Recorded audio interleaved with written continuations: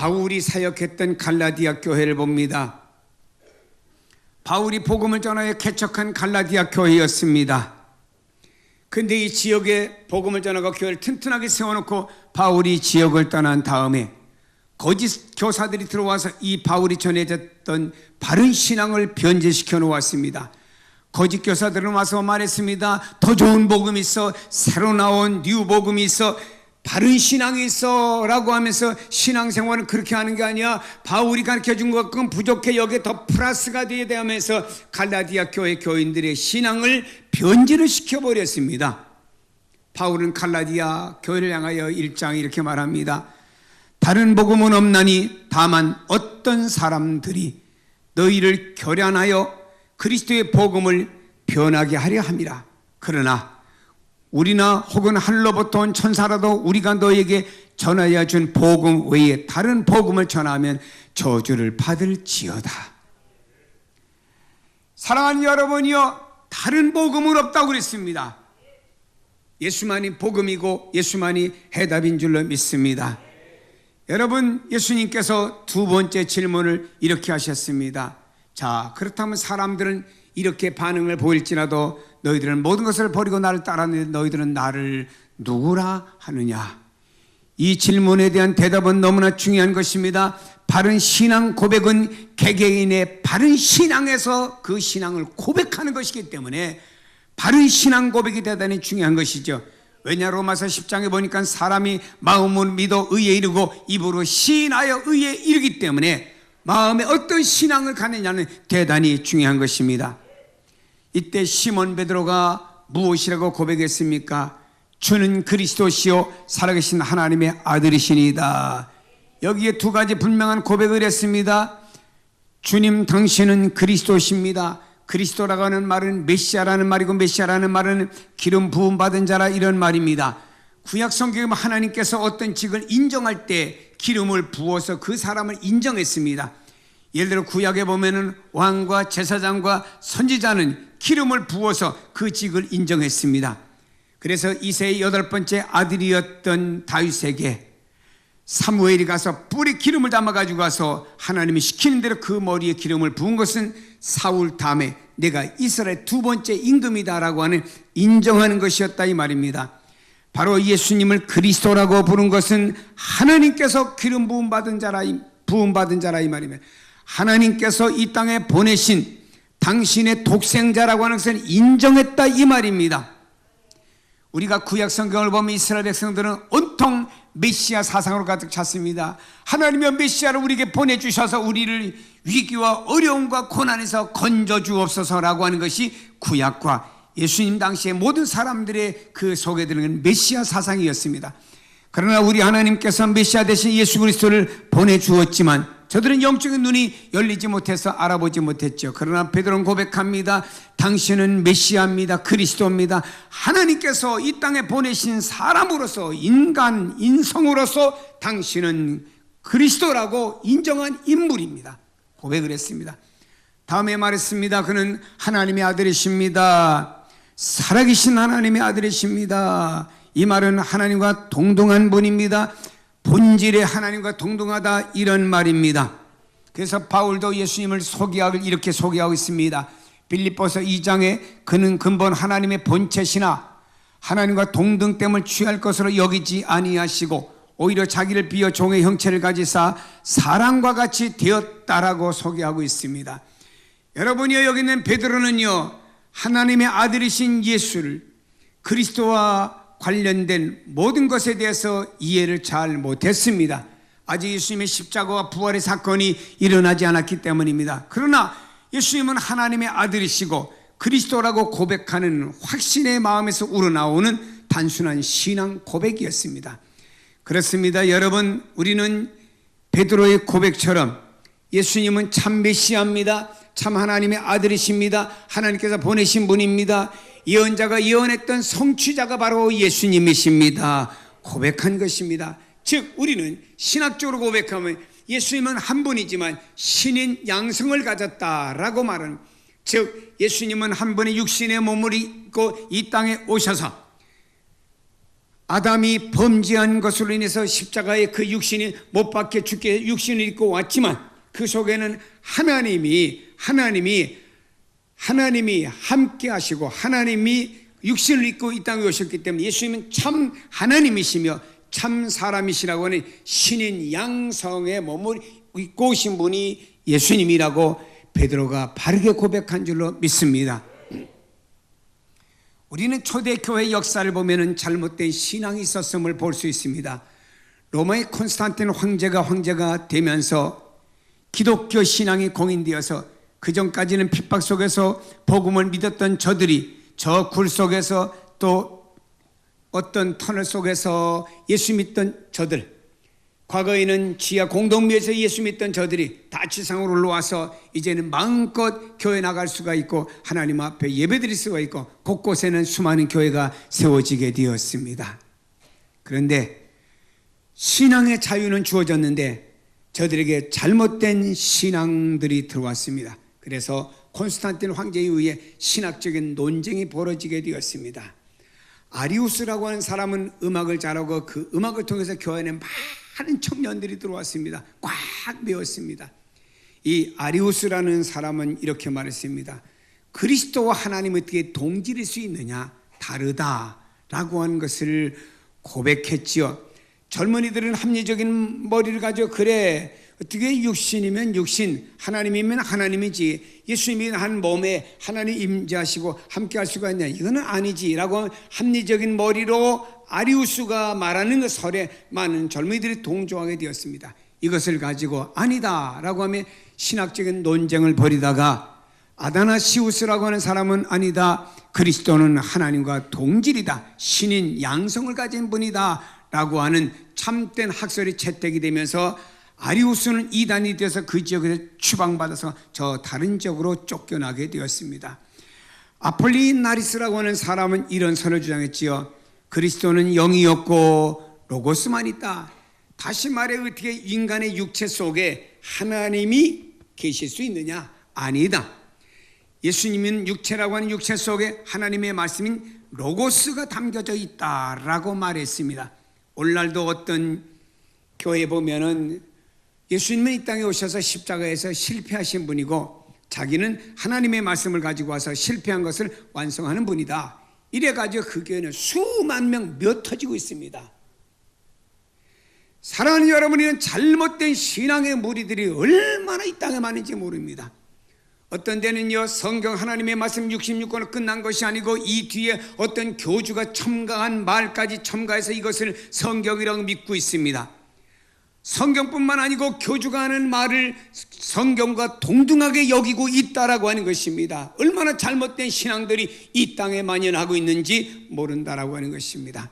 사랑하는 여러분, 어떤 사람들은 초대교회 때 보면 예수님은 인간만 있고 그 영혼은 없다. 어떤 사람은 예수님은 그 인간 육체로서 아주 선한 인물의 모델의 인물이다. 어떤 사람들은요 예수님은 신성만 있고 육체가 없다. 어떻게 신성인 하나님이 육체라고 하는 더러운 몸 속에 들어가실 수 있느냐? 이래가면서 부정하는 것이 초대교회부터 지금까지 쭉 내려오면서 예수 그리스도에 관한 기독관에 대해서 논쟁들이 벌어지고 있다라고 하는 것입니다. 사랑하는 여러분, 이 땅에는 잘못된 신앙관들이 오늘까지도 만연해 내려오고 있다라고 하는 걸 아셔야 됩니다.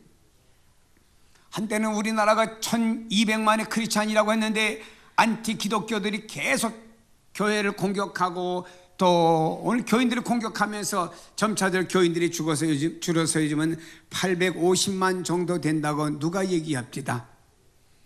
근데 그 중에서 또 어떤 신문에 난 걸 보니까 250만 명이 이단에 속한 교인들이랍니다. 누가 이단에 속했는지 누가 참된 신앙을 가지고 있는지를 모르겠습니다.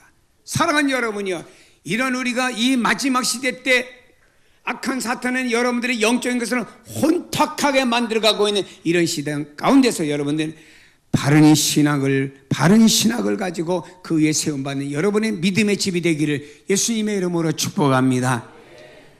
바른 신앙은요 성령에 의해서 이루어집니다.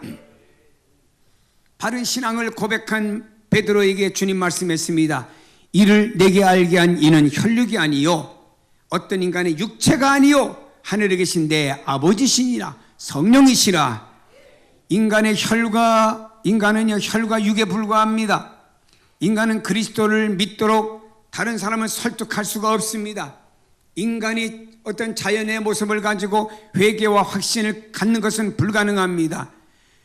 영생에 이르게 하는 확신은 성령으로 말미암아 이루어지는 거예요. 다시 말한다고 하면 우리가 가서 당신 예수 믿으세요 라고 하면 그 사람이 예수 믿고 회개하고 믿음을 가지는 것은 내가 인간의 설득이나 내 어떤 학설로 되어지는 것이 아니고 나는 전해주는 역할을 하는지는 몰라도 그 속에서 회개하고 확신을 갖고 믿는 것은 성령이 하시는 일이라 이 말입니다.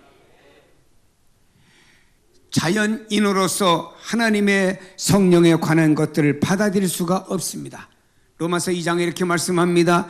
육에 속한 사람이 하나님의 성령의 일들을 받지 아니하나니 이는 그것들이 그에게는 어리석게 보이며 또 그는 그것들을 알 수 없나니 그러한 일은 영적으로야 분별하기 때문이다. 우리는 모든 믿음에 관계된 것들은 바로 영적인 일들은 성령으로 말미암아 분별되는 줄로 믿기를 바랍니다.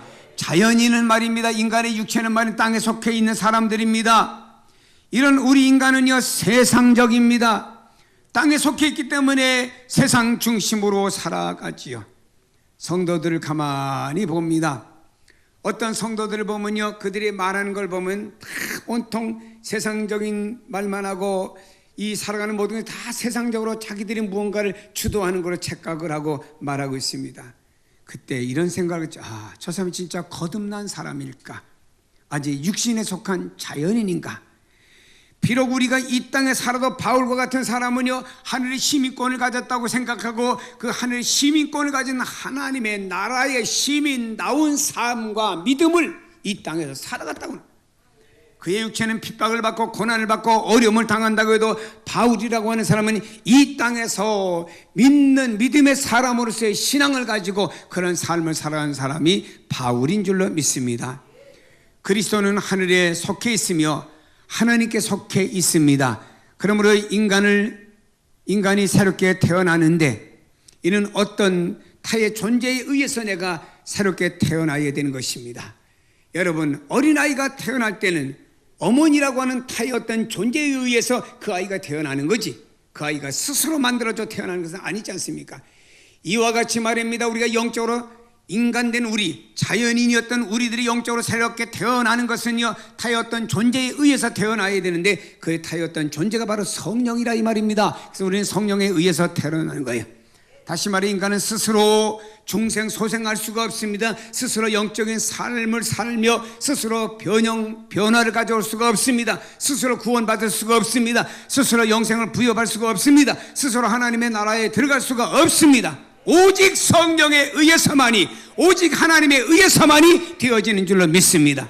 주님은 말씀하셨습니다. 나로 말미암지 않고는 아버지께 올 자가 없다고 말했으며 오직이란 사람이 거듭나는 것은 영적인 사람으로 태어나는 것을 요한일서 1장에 이렇게 말씀하고 있습니다. 이는 혈통으로나 육정으로나 사람의 뜻으로 나지 아니하고 오직 하나님께로서 난 자들이니라. 요한복음 3장에 말씀합니다. 육으로 난 건 육이고 영으로 난 것은 영입니다. 우리가 믿으며 영적인 모든 것들은 영이신 성령으로 말미암아 태어나야만이 그 안에서 바른 신앙을 고백하고 바른 신앙을 영위에 나갈 수 있는 줄로 믿으시기를 바랍니다. 이제는 우리는 바른 신앙을 가지시고 바른 신앙을 고백하는 성도가 되기를 바랍니다. 한 할머니가 할머니 살아계신 하나님을 믿으세요? 잘 몰라요. 예수 그리스도가 할머니 구주라고 믿으세요? 잘 몰라요. 천당과 지옥은 있다고 믿으세요? 잘 몰라요. 꼬치꼬치 물으니까 그 할머니 대답하시길 목사님 왜요? 나 성경 잘 모르거든요. 그냥 교회만 잘 나가줄 테니까 천당 보내줘요. 글쎄요 머리가 띵한 이야기겠죠. 우리는 바른 신앙을 가지고 바른 신앙을 고백해야 되는 거예요. 마태복음 10장에 누구든지 사람들 앞에서 나를 시인하면 나도 하나님 앞에서 저를 시인할 것이고 누구든지 사람들 앞에서 나를 부인하면 나도 하나님 앞에서 너를 부정한다. 요한복음 20장에 보니까 도마라고 하는 사람이 부활하신 예수님을 다른 제자들이 목격했습니다. 다른 제자들이 예수님 만났다고 좋아하니까 도마가 야, 어떻게 죽은 사람이 살아나느냐?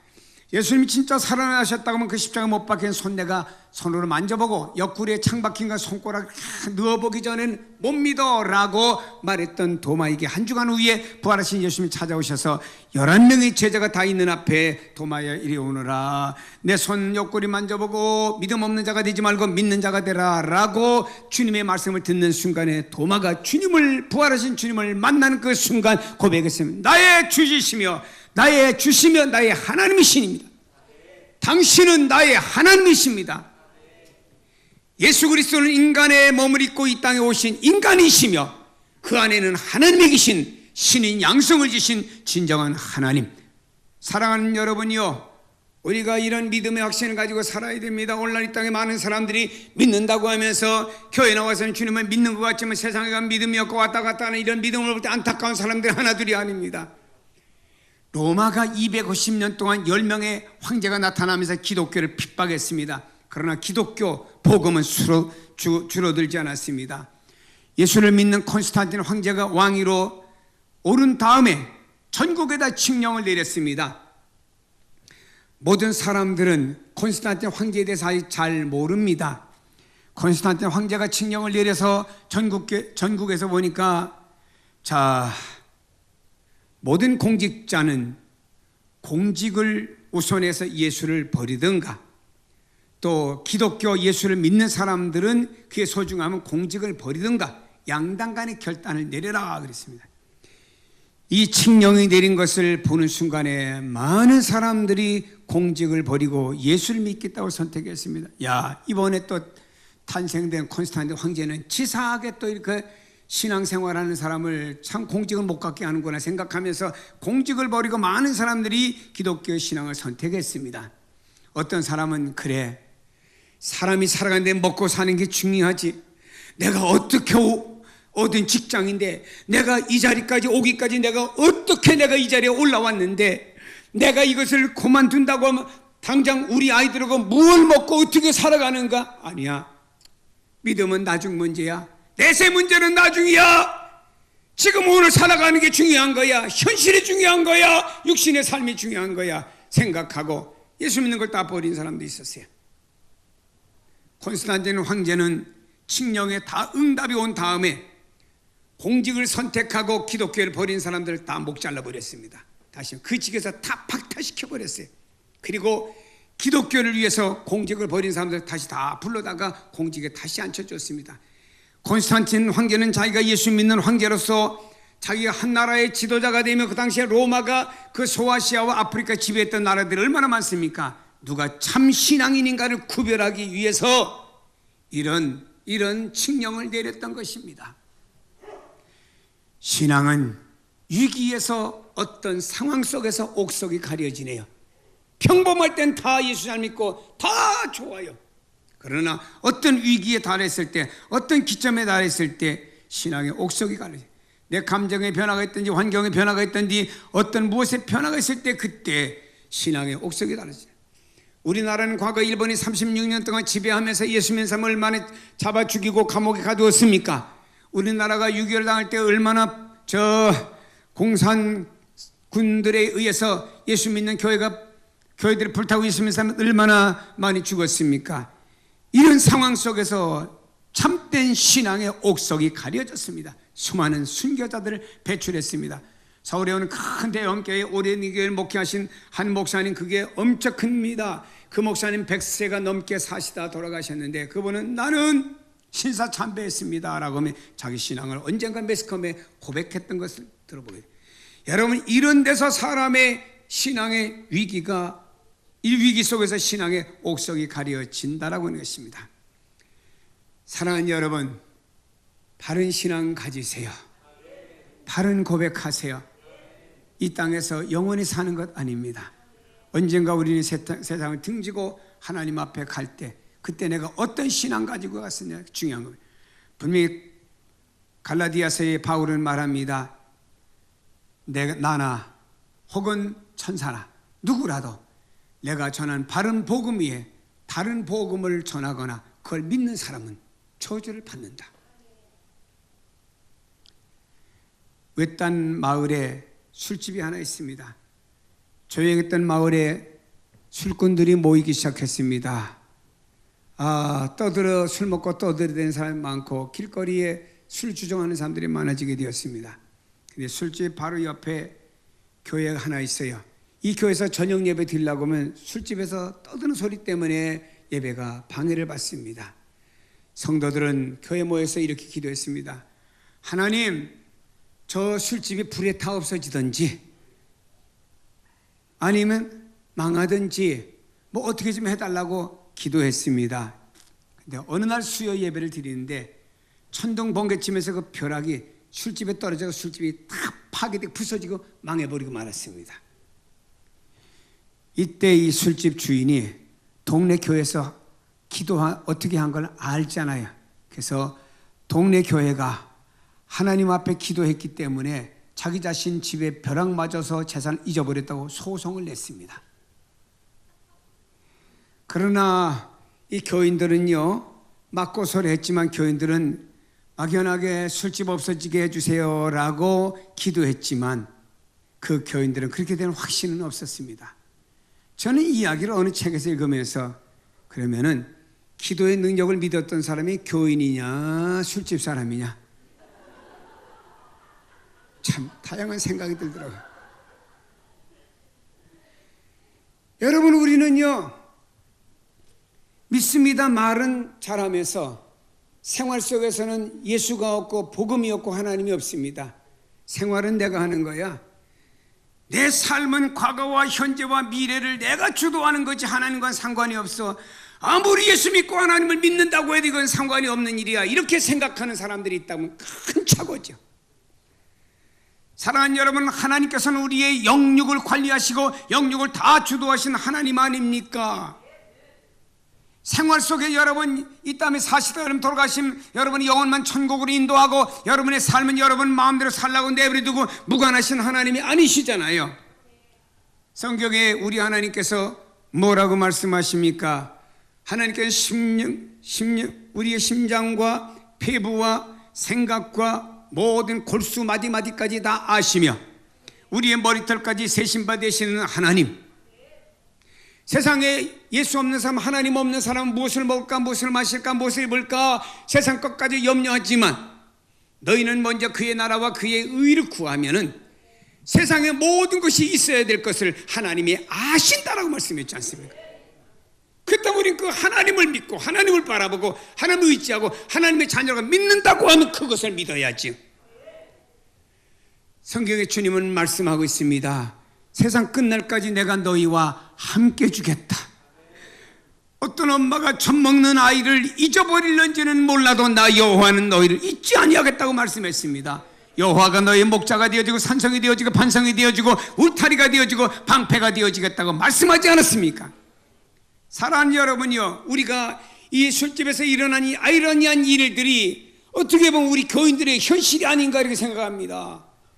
사랑하는 여러분이 오늘 우리는 기억해야 됩니다. 마치 원숭이 눈이 하나인 이 마을에 거기 다 원숭이 눈이 하나인 원숭이들만 삽니다. 원숭이 눈이 둘인 원숭이가 그 마을에 들어가니까 그 원숭이들이 말하길 저 병신 왔네 놀렸어요. 어떻게 보면 오늘날 참된 믿음이 외면을 당하고 잘못된 믿음들이 오히려 흥황하는 세대 아닙니까? 사랑하는 여러분, 유악한 사탄은 지금 우리의 믿음을 변질시키려고 애를 쓰고 있습니다. 수많은 교회, 수많은 단체, 수많은 모습을 가지고 우리를 변질시키려고 하고 있어요. 참된 하나님을 잘못 믿게 합니다. 예수 그리스도를 잘못 믿게 합니다. 예수는 믿긴 믿어도 또 이래야지 하면서 갈라디아 교회처럼 말입니다. 믿음과 행위를 이렇게 함께 모으면서 뭔가 믿음을 변제시키는 사람이 있고, 믿음이라고 하는 게 뭐냐? 선하게 살아야 된다, 착하게 살아야 된다, 그게 믿음이다. 여러분 물론 믿는 사람에게 선과 착함이 있어야 됩니다. 그건 믿음의 본질은 아닙니다. 가지에 지나지 않는 것이죠. 오늘 우리의 믿음이라는 건 하나님과 나 사이에 분명한 신앙이고 그 신앙이 어떻게 고백이 되어지느냐가 본질인 것입니다. 이것이 없는 다른 무엇이 아무리 잘 되었다고 해도 그건 올바른 신앙이 아니라고 하는 것입니다. 사랑하는 여러분, 오늘날에 잘못된 신앙들이 만연해가는 이 세대 가운데서 어떤 분들은 하나님이 어떤 분이신지, 하나님 삼위일체가 어떤 분이신지, 예수님 신인 양성이 어떤 분인지 다 몰라요. 막연하게 하나님이라고 믿고 막연하게 성경을 믿고 성경에 자기의 입맛에 맞는 것만 적용시키면 그것이 신앙의 다인 줄로 아는데 아닙니다. 우리는 신앙의 본질이 먼저 바로 세워지고 그 이후에 나머지들은 가지라고 하는 것입니다. 오늘날의 인간의 이성들이 성경 위에 있습니다. 자기의 생각과 자기의 어떤 믿는 어떤 세상의 모든 것들과 철학과 과학들이 성경 위에 있다고 하는 것입니다. 위험한 신앙들입니다. 우리에겐 누가 뭐라고도 성경 하나님 말씀이 위에 있으니 그 말씀 안에서 모든 내용들이 풀어져 가야 될 줄로 믿습니다. 이 시대 가운데 사랑하는 성도 여러분이요, 바른 신앙을 갖기를 주의 이름으로 축복합니다. 그래 바른 고백하시길 예수님의 이름으로 축복합니다.